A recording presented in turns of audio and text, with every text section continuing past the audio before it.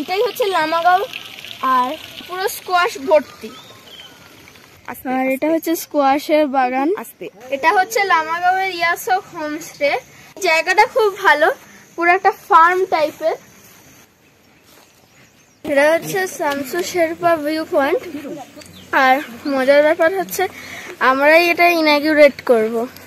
রাস্তাটা ভালোই ছিল, একটু ভাঙাচোরা ছিল। এখন যাচ্ছি গাটেখোলা ঝর্ণার পথে। এই প্যাঙ্গোলিনের গর্তটা প্যাঙ্গোলিন একটুকুনি খোঁড়ার চেষ্টা করেছিল, তারপর আর খোঁড়েনি।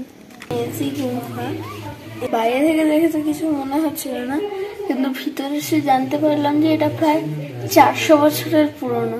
ধাম ধাম ধাম ধাম ধাম ধাম ধাম ধাম ধাম।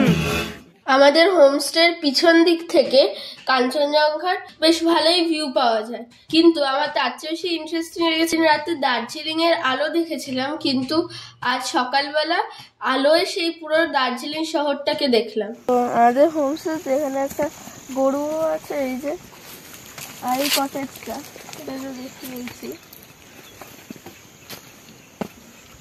তবে কাঞ্চনজঙ্ঘা সকালবেলা ক্লিয়ার ছিল, এখন মেঘে ঢেকে গেছে। আর এখানে একটা মিনি গার্ডেন মতন করা হয়েছে, যেমন ওইটা আর কি। তবে জায়গাটা বেশ সুন্দর আর বড়। আজ আমরা গাড়ি চড়ে আশেপাশের জায়গাগুলো দেখতে বেরোবো। আজ আমাদের ব্রেকফাস্টে হবে পুলি আর আলুর দম। দীপক আঙ্কেলের ট্র্যাডিশনাল কিচেনে ভাজছে। পোস্ত একদম একা যাচ্ছ, সাবধানে। এবার আমরা যাব আপার সামসিং বলে একটা জায়গায়। আমরা আগের দিন যে রাস্তাটা দিয়ে ঝর্ণায় গেছিলাম, মানে যে কাঁচা রাস্তাটা বড় রাস্তা থেকে আলাদা হয়েছিল, সেই বড় রাস্তাটা ধরে আমরা আরো সামনের দিকে এগিয়ে যাব। কিছুক্ষণ রাস্তাটা ভালো ছিল, কিন্তু তারপর রাস্তাটা খুবই খারাপ হয়ে গেল। আর এখন তো দেখা যাচ্ছে ওরম ভাবে হেঁটে হেঁটে উঠছি।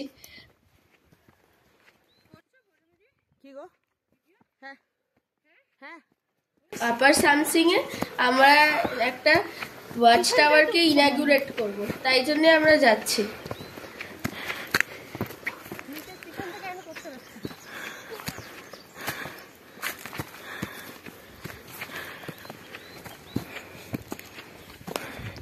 পোস্ত দাঁড়িয়ে নি একটু।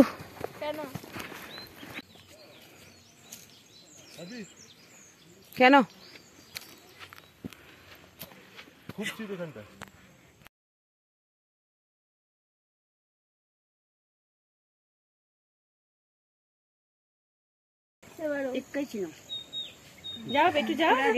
টাসি ডিলে বলে, টাসি ডিলে, শেরপা টাসি ডিলে, শেরপা টাসি ডিলে, টাসি ডিলে। হ্যাঁ, চাই না একটু, আমি একটু দুটার উপরে না। প্রথমে ওই যে কাপড়টা মন্ত্র লেখা, ওইটাকে প্রথমে সিঁড়িতে জড়িয়ে দেওয়া হয়েছিল। তারপর বুদ্ধিস্ট চ্যান্টিং করতে করতে একটা গোলাপ ফুলের পাপড়ি ছড়িয়ে দিয়ে বাকি দুটো ওখানে রেখে দেওয়া হয়েছিল। তো বেশ মজাই লাগছিল। একটা ভিউ পয়েন্ট ইনাগুরেশন করেছি। বুদ্ধিস্ট চ্যান্টিং, হ্যাঁ, যাই হোক। আউনস না মামি, আউনস না, আরে মামি তো আউনস। আচ্ছা, ধারে ধরে না, উপরে ধরে।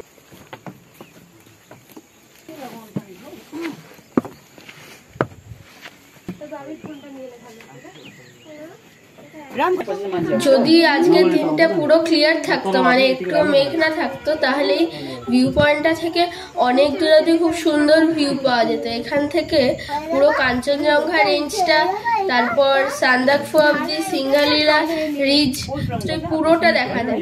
কিন্তু আজকে তো মেঘলা আছে, তাই কিছু করার নেই।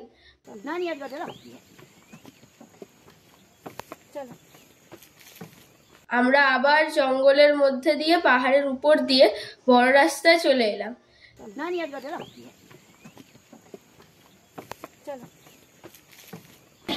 আমরা এখন ভিউ পয়েন্ট থেকে ফিরে এসেছি। তো এখন টুকটাক বৃষ্টি পড়ছে, বিদ্যুৎ চমকাচ্ছে, বোধহয় জোর বৃষ্টি নামবে। তো এখানে একটা মজার বেঞ্চ করা আছে এই দোকানের সামনে। বেঞ্চের পাশে আবার ডেকোরেশনের জন্য পুকুর আছে, তারপর এইটা আছে গাছপালা। তারপর রাস্তায় এত বৃষ্টি পড়ছিল যে আমি ঘুমিয়েই পড়েছিলাম। তারপর আমার ঘুম ভাঙলো একটা অদ্ভুত জায়গায় এসে। दावा शेर्पा, हाँ, यहाँ यही का केयर टेकर है, उन लोग भी ये देखते हैं, तो क्या बोलते हैं? चल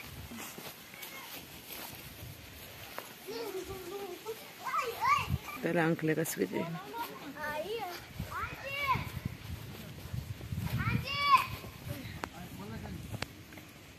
এটা হচ্ছে মেজি গুম্ফা।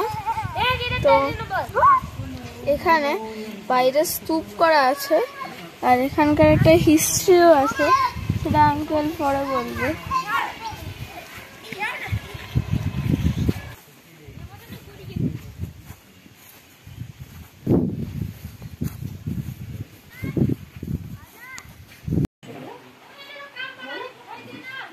এবার এই গুম্ফাটা বাইরে থেকে দেখে তো কিছু মনে হচ্ছিল না, কিন্তু ভিতরে এসে জানতে পারলাম যে এটা প্রায় 400 বছরের পুরনো।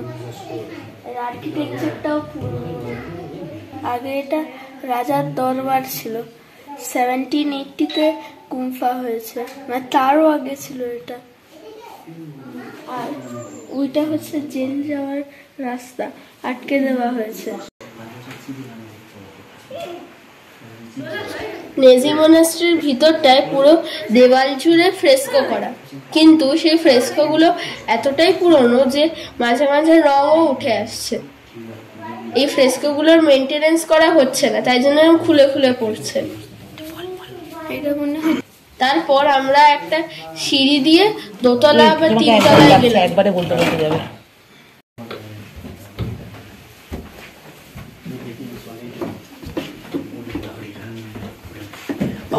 उसका टेम्परेचर देखिए ना। ওটা ওদের পুরো পালকি বানিয়েছে, ঠাকুর নিয়ে সব জায়গায় হাত দিতে বারণ করা হচ্ছে তো। বাপরে কি জিনিস এটা।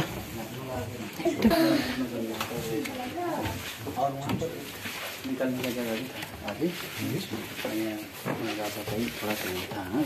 यहाँ बैठते थे वो लोग, थोड़ा सा सेपरेट ऐसा है, सब उससे बना हुआ है। वहाँ जैसे थोड़ा ऊंचा किया हुआ है। हाँ, वहाँ शायद राजा ना राजा शायद नीचे कहीं पर बैठते थे।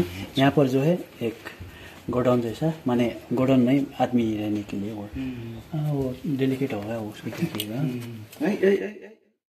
এটা হচ্ছে মেজি গুম্ফার সেকেন্ড, মানে শেষ তলা বলতে গেলে।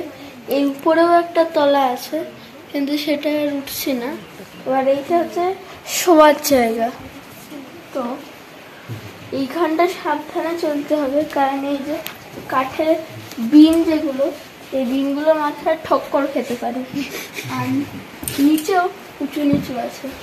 আর একটা জিনিস দেখিয়ে দিচ্ছি, এইখানে এই যে যখন ওই টালি ছিল না, তখন এই কাঠ কেটে কেটে এইরকম বানানো হয়েছিল যাতে জলটা আর না আসতে পারে। এখন তো দেখছি এত বছর পরও কাজ করছে, তখন এইরকম টেকনোলজি ছিল।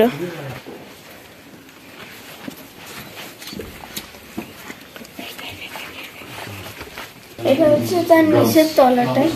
এবার এটা একটু ছোট, এখানে একটা পালকি রাখা আছে, দেখে মনে হয় নতুন করা, তাও এই তলাতে একটু আলো আছে। আর এটা হচ্ছে গরুর চামড়া, এটা ওই ঢোল ফোল বানাতে ইউজ করা হয়। আর এরকম জানলা, মানে এর মধ্যে আমি ঢুকে যেতে পারবো সহজে। এখানে আলাদা করে রাখা আছে। দেখি, ও এটা কোনো পাত্র টাইপের কিছু নেই এমনিতে। এটা হচ্ছে মেয়েদের জেল। ছেলেদের জেলে যাওয়ার রাস্তা বন্ধ, কিন্তু মেয়েদের জেলটা বাইরের দিকে। সবই আছে।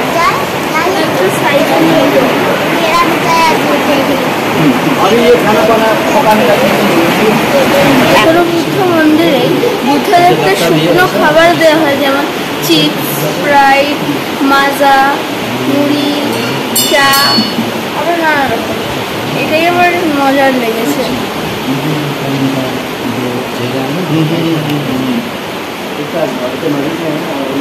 গাড়ি অব্দি যাবো কি করে? যাবো না, বুদ্ধদেবের সঙ্গে থাকবো। যাবো না, বুদ্ধদেবের সঙ্গে থাকবো। হ্যাঁ,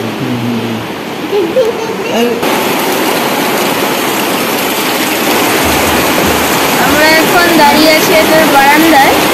তো বাইরে বৃষ্টি পড়ছে, তাই জন্য যেতে পারছি না।